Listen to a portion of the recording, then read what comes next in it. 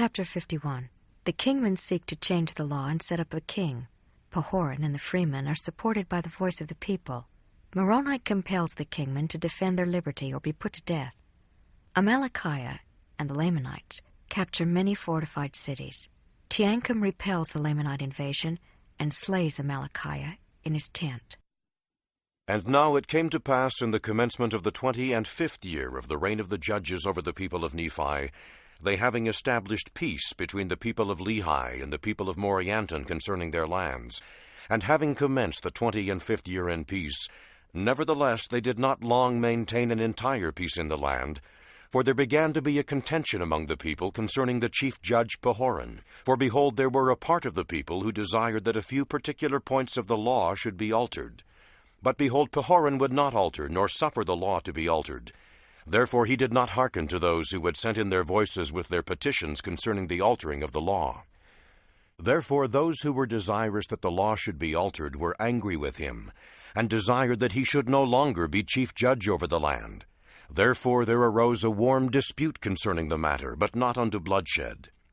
And it came to pass that those who were desirous that Pahoran should be dethroned from the judgment seat were called kingmen, for they were desirous that the law should be altered in a manner to overthrow the free government and to establish a king over the land.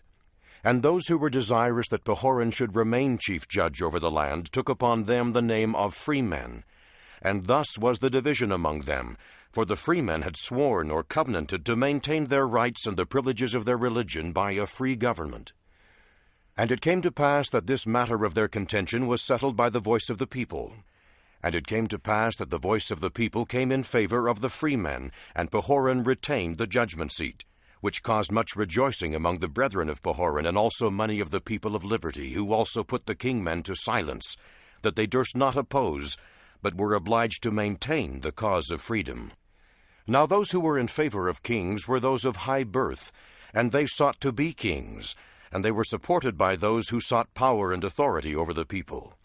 But behold, this was a critical time for such contentions to be among the people of Nephi. For behold, Amalickiah had again stirred up the hearts of the people of the Lamanites against the people of the Nephites.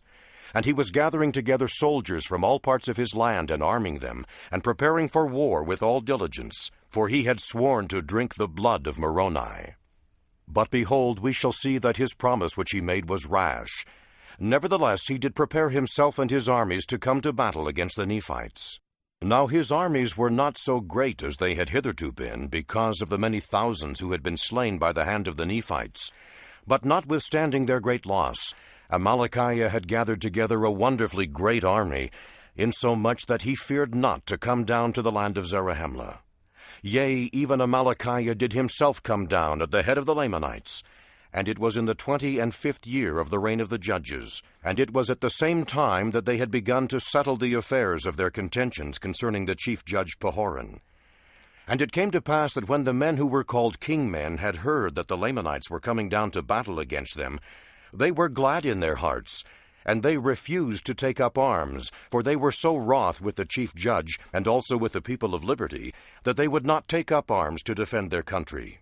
And it came to pass that when Moroni saw this, and also saw that the Lamanites were coming into the borders of the land, he was exceedingly wroth because of the stubbornness of those people whom he had labored with so much diligence to preserve.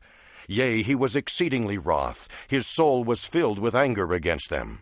And it came to pass that he sent a petition with the voice of the people unto the governor of the land, desiring that he should read it, and give him, Moroni, power to compel those dissenters to defend their country or to put them to death. For it was his first care to put an end to such contentions and dissensions among the people. For behold, this had been hitherto a cause of all their destruction. And it came to pass that it was granted according to the voice of the people. And it came to pass that Moroni commanded that his army should go against those kingmen to pull down their pride and their nobility, and level them with the earth, or they should take up arms and support the cause of liberty. And it came to pass that the armies did march forth against them, and they did pull down their pride and their nobility, insomuch that as they did lift their weapons of war to fight against the men of Moroni, they were hewn down and leveled to the earth. And it came to pass that there were 4,000 of those dissenters who were hewn down by the sword. and those of their leaders who were not slain in battle were taken and cast into prison, for there was no time for their trials at this period.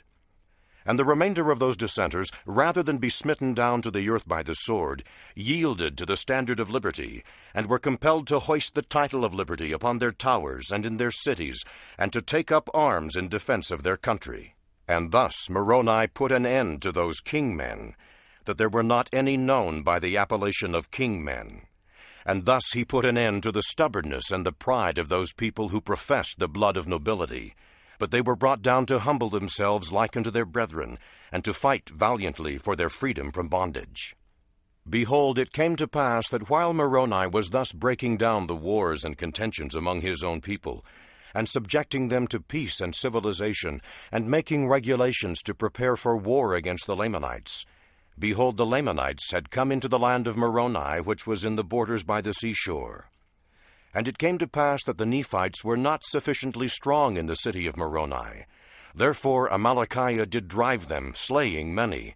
And it came to pass that Amalickiah took possession of the city, yea, possession of all their fortifications.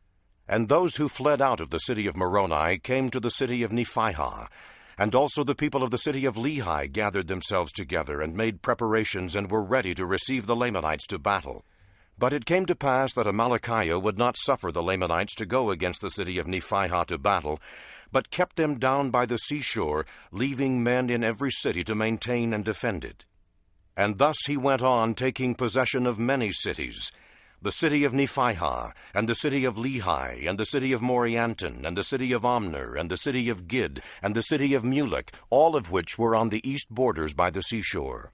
And thus had the Lamanites obtained by the cunning of Amalickiah so many cities by their numberless hosts, all of which were strongly fortified after the manner of the fortifications of Moroni, all of which afforded strongholds for the Lamanites.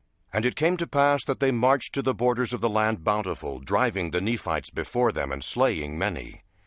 But it came to pass that they were met by Teancum, who had slain Morianton, and had headed his people in his flight. And it came to pass that he headed Amalickiah also, as he was marching forth with his numerous army, that he might take possession of the land Bountiful, and also the land northward. But behold, he met with a disappointment by being repulsed by Teancum and his men. For they were great warriors, for every man of Teancum did exceed the Lamanites in their strength and in their skill of war, insomuch that they did gain advantage over the Lamanites. And it came to pass that they did harass them, insomuch that they did slay them even until it was dark. And it came to pass that Teancum and his men did pitch their tents in the borders of the land Bountiful. And Amalickiah did pitch his tents in the borders on the beach by the seashore, and after this manner were they driven. And it came to pass that when the night had come, Teancum and his servants stole forth and went out by night, and went into the camp of Amalickiah. And behold, sleep had overpowered them because of their much fatigue, which was caused by the labors and heat of the day. And it came to pass that Teancum stole privily into the tent of the king, and put a javelin to his heart, and he did cause the death of the king immediately, that he did not awake his servants. And he returned again privily to his own camp, and behold, his men were asleep. And he awoke them, and told them all the things that he had done. And he caused that his army should stand in readiness, lest the Lamanites had awakened and should come upon them. And thus endeth the 25th year of the reign of the judges over the people of Nephi, and thus endeth the days of Amalickiah.